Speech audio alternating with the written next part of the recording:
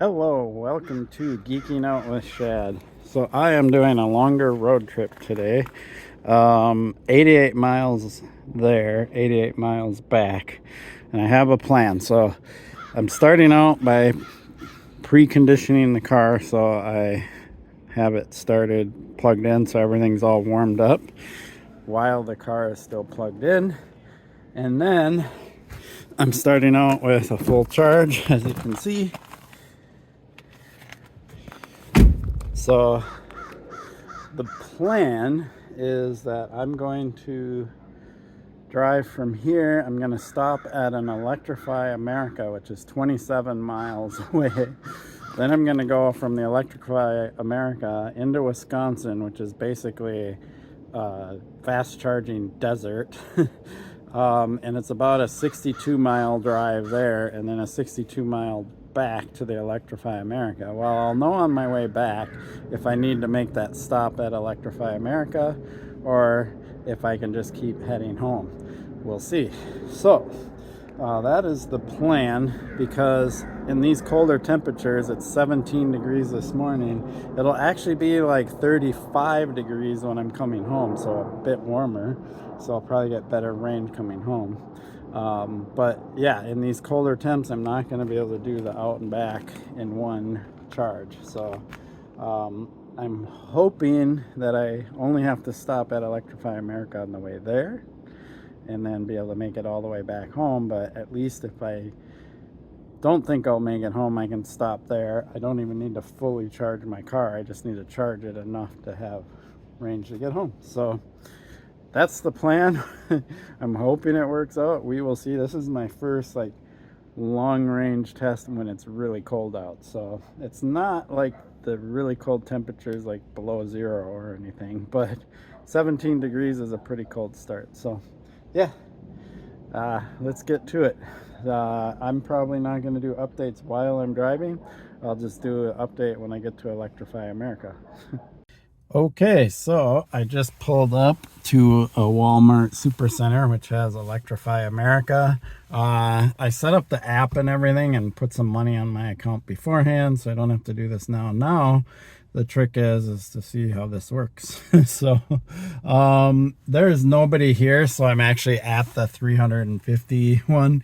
There's a 150 over there. My car does not charge at 350. So if I was to be courteous, if this was busy, I would park at the lower powered one. But since nobody's here, I'm not going to worry about it, and I'm not going to be here that long. So yeah, I'm going to plug in and charge and see how it goes. Let's do it.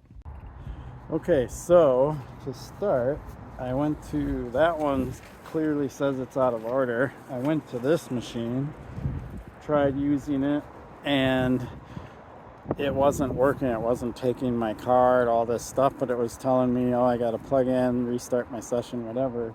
Then I called customer service, and they didn't know what was going on. And so then I thought, well, I'm going to try a different charger. Then I went and did this charger, and everything works seamlessly. I plugged in my car. It took a few seconds, and it came up on the screen to charge. I plugged my card into the machine, immediately started charging my car. So apparently some of these things are a little funky and they're not all operational. So the other thing is I'm kind of in the middle of nowhere. It would be nice, I don't know what that is over there, but it would be nice if there was a coffee shop or something like that. I did go into Walmart, get some snacks, but it's like there's really nowhere to hang out nicely while I'm charging my car. So it would be nice if there was somewhere either in Walmart. There is a Subway, but Subway absolutely sucks. So it's just nothing. It would be nice to have a coffee shop or somewhere you could hang out while you're charging your car. So because there really isn't anything, I bought some snacks in Walmart, and I'm gonna go sit in my car. It is charging really slow, and the reason is I started with a full charge. I drove 27 miles, and so I'm at that 80%. Well, the battery fast charges between 10 and 80%. Once it gets to 80%, it starts charging really slow.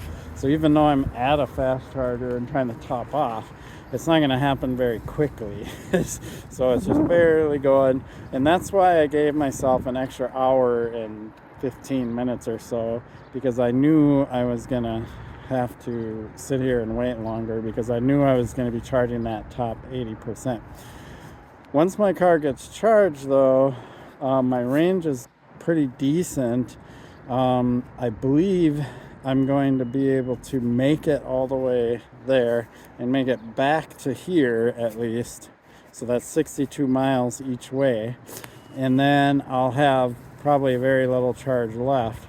And then what I'm going to do is charge here. It'll charge much faster because it's going to be in that, 10 to 80% hopefully, right? And then I only need to charge enough to get my 27 miles back home. So I don't have to hang out here too long. I don't have to fully charge my car and pay for it or anything. I just have to charge enough to get home, obviously leave myself a little buffer.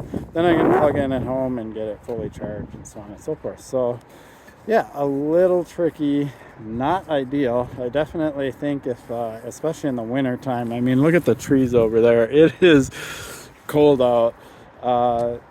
EVs for going long distances like this, it works. I think there's a lot of improvement that needs to happen here for people to really embrace this and want to do this.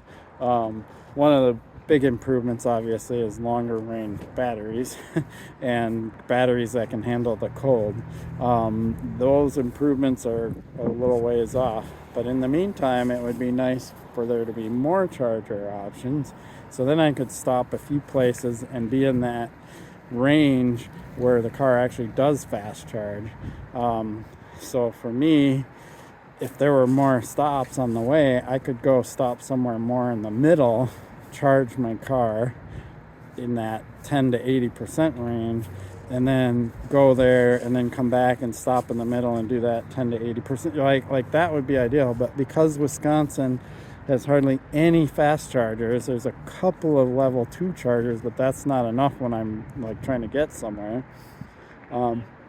But it's like a fast charging desert. So Wisconsin needs to get with the program and get with it sooner than later. Anyway, I will update on the rest of this trip. So I'm sitting in my car waiting, and it is really, really slow. It's at 89%. Let's see if I can zoom in and show you. 89% charge right now. And I don't think I'm gonna have time to get it to 100%, which is pretty interesting. It's also kind of spendy. It said $2.58 for so far 9% of charging my battery. I guess I should have looked at how much it is per kilowatt hour, but yeah, it was kind of interesting. So yeah, I don't know if I'm going to be that concerned if I don't get it to 100%. And the reason being is it's going to be around 35 degrees or something coming home. And so I can run my climate way lower and all that stuff. The speeds are also slower. I'm going to be mostly on county roads and stuff. So I'm going to be doing 60, 65 at the most. Most of those roads, the speed limit is 55, and most people drive around 60, a little over 60. So that at least keeps my energy still in the green on the dashboard, meaning it's relatively efficient. So I think I'm going to be okay, but it is definitely cutting it really tight, which makes me a little nervous. I would rather get all the way up to 100% charge, but I just don't see it getting there because I have to leave here in probably 15 minutes if I'm going to make it to my appointment on time. What is my appointment? It's a tattoo appointment at 11 o'clock, and it is 9:32. So yeah, I got to get there because it takes an hour and 8 minutes to get there from here. All right. more to come. We will see how this goes. We'll see how much charge I have left once I get there. That's going to determine whether or not I'm going to make it back here or not. I can plug in there, but they only have 110, but it might be worth it. The tattoo's going to take like 3 hours or so. So I can plug in there. I think I get about 4 miles per hour. So that would give me 12 miles. Well, better than nothing, right? 12 miles. All right. Let's do it. Okay, so I forgot to do the update at the tattoo place because I got to talking all about the tattoo and blah, blah, blah, blah. Lots of questions about my car there, which was kind of cool. I did plug into the outlet there and just did level 1 charging while I was getting my tattoo. So it was like 3.5 hours or whatever. But that put hardly any charge in my car. It maybe gave me about 15 miles. So that level 1 charging is pretty, I wouldn't say useless. That's 15 more miles more than I had, but it just isn't enough to get me home on just the charge I did this morning.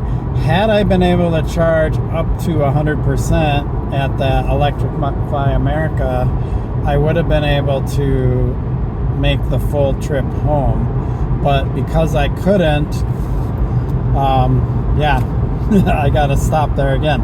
So that's what I'm doing now. I guess the nice thing about knowing that I'm stopping at Electrify America is I don't have to be like try to conserve range at all. So I got my heat set at 68 degrees. I got my seat on. I got my steering wheel on, and right now I'm going 68 miles per hour because I know I have way more than enough charge to get to Electrify America. I also know I'm going to be between that 10 and 80% charge rate, so my car will charge quite a bit faster, and I only need to charge enough to get the 27 miles home. Well, you know, let's have a buffer in there, so maybe I'll make sure I have like 40 miles of range at least to get home. So that's my plan. So I'm on my way to Electrify America. So yeah, it's pretty interesting in these colder temps doing this. The tattoo place actually plans on installing a level 2 charger. They're going to do 2 things. They're going to do one level 2 charger that is solar powered with a battery backup, so that sounds pretty cool. And then the other thing they're going to do is they're going to install a NEMA 1450 outlet. For bolts, that's pretty nice. Most EVs don't come with a level 2 charger. The Bolt does, at least the 2022 and up comes with a level 2 and level 1 charger. You just change out the plug. So that's pretty cool. So in the future, I'll be able to go there and then charge at level 2, and then I can drive all the way there, charge while I'm getting the tattoo, and then drive all the way back without having to stop at any charging stations, because a level 2 charger for 3 or 4 hours will give me plenty of range to get back home. So yeah, it's pretty cool. I'm actually glad I'm able to do this, even if I have to stop at this Electrify America on my way out and on my way home. And we're talking, I'm just barely short, and it's only because of the colder weather. If it wasn't as cold out, I would be able to make it no problem. Anyway, I'll talk to you again when I'm at the Electrify America again. And then I'll talk about all the numbers when this whole trip is done. Okay, so here I am. I am at the Electrify America, same place I was on my way out, charging. The big difference is I am between that 10% and 80%. And so it is charging much more rapidly than it was on my way out there, because I only used that little bit at the top, because the distance from my house to this place was 27 miles. So the last 80% of charging is really slow. So it's between the 10% and 80% where the charging is the fastest. So I'm literally sitting here watching my my little meter like go up much faster. When I got here, it was just below that 25% hash mark, and it's already 3 bars up, and I've only been here for like 7 minutes or something like that, maybe 10 minutes to be more realistic.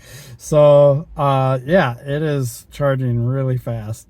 I mean really fast compared to what it was charging before. The Bolt EUV does not charge super fast, but yeah, I'm looking at the percentage thing there, and it just bumped up to 33, and when I got here it was below 25. It was at like 23% or something like that. So yeah, wait, let's make sure I'm zoomed all the way out. Okay. I already have enough range to get home. So if I look down here, it says 57, right? 58. That's also climbing pretty rapidly. And I only have to go 27 miles to get home. So I will probably unplug here very soon. If I did need to go to 100%, well, okay, 80% would be completed by 6:25. As I've been sitting here, I've got way more than enough to get home. So I don't really need to sit here and keep charging. I'm just doing it because I'm talking to you guys. But yeah, it charges much more rapidly. Again, I'm not zoomed all the way out, so when I turn it to my face, you're probably looking at my nose hairs or something. So anyway, I'm gonna unplug, get home. I need to eat, and I'm pretty stoked about this. Oh, by the way, there's an older Bolt EV right there. There's a Polestar 2 over there. It's kind of cool seeing all these EVs. When I was here earlier, an ID4 pulled up, and there was a Tesla here a minute ago. It's long gone, but yeah, people are using these things. Cool. Okay, so that was awesome. I want to talk about the numbers here really quick, the final numbers, and this is interesting. Here's the image that I took when I got home. If you look on the left, 65 kilowatt hours used. That is the capacity of my battery. So even though I stopped and charged a few times just to make sure I had that buffer, I could have driven there and driven all the way home, and I would have been like running on fumes. That's like the term we use with gas cars, right? Running on like a few electrons, whatever. You'll notice the mileage is a little higher than it should be. That's because I made about a 9-mile mistake going out there on my route. And so this is looking pretty good. Looking at the percentage of driving and accessories, 92%, climate settings 8%. I'm pretty surprised that I got mostly driving out of this and lower climate. I had the temperature set between 65 and 68 most of the time. Had my steering wheel on, had my seat on. So yeah, I'm impressed with these numbers. Really impressed, actually. I did not think I was going to get this good range on the highway in these temperatures. Starting at 17, and then you can see in the lower right corner, I got 33 degrees coming home. So pretty surprised. I'm impressed. So yeah, 2.9 miles per kilowatt hour. That's really good. So I do want to talk about how the car drives, because that's important. The car drives so nice. It it boggles my mind. I've driven a lot of cars in my lifetime, and a lot of nice cars. I've driven anything from Teslas. I used to have a Camaro. I've driven luxury cars, Audis. I once had a Volkswagen GTI, which I really loved how that car drove, even though I hated that car because it just had problem after problem after problem, even though I bought it brand new.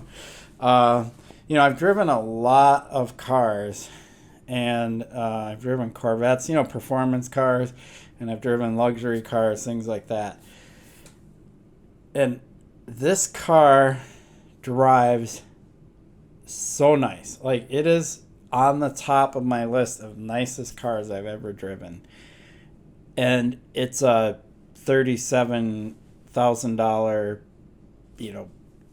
I call it a hatchback. Chevrolet can call it a SUV if they want. It's a hatchback. It's about the size of a Volkswagen Golf, right?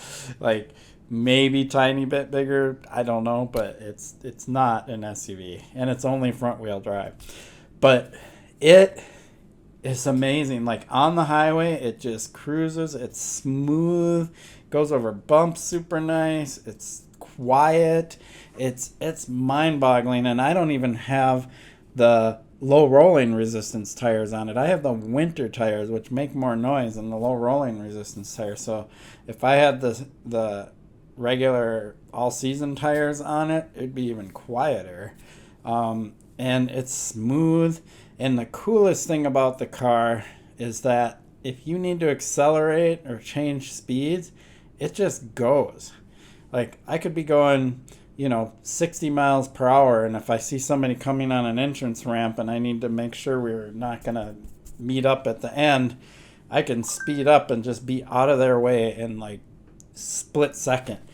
It's amazing how this car drives. I can't stress that enough. If you have not driven an electric car, you have no reason to be bagging on them or calling them junk or anything like that, because this is like about as low end as you can get with electric car. They only get better from here. As far as driving experience goes, I will stand by this all day long. Electric cars are the nicest driving cars on the road today. Just by far. There's no mechanicalness going on. There's no delays when you need to accelerate. There's nothing. The car doesn't have to downshift and rev really hard to get speed. I know some people like that. They like the sound, they like that mechanicalness, but if you like smooth, you like quick responsiveness, things like that, an EV by all means blows away any ICE vehicle on the road. There might be a few exceptions with some really expensive higher performance cars, but aside from that, yeah. Just amazing. Like, road tripping on that thing, I'm blown away, actually. It's pretty impressive.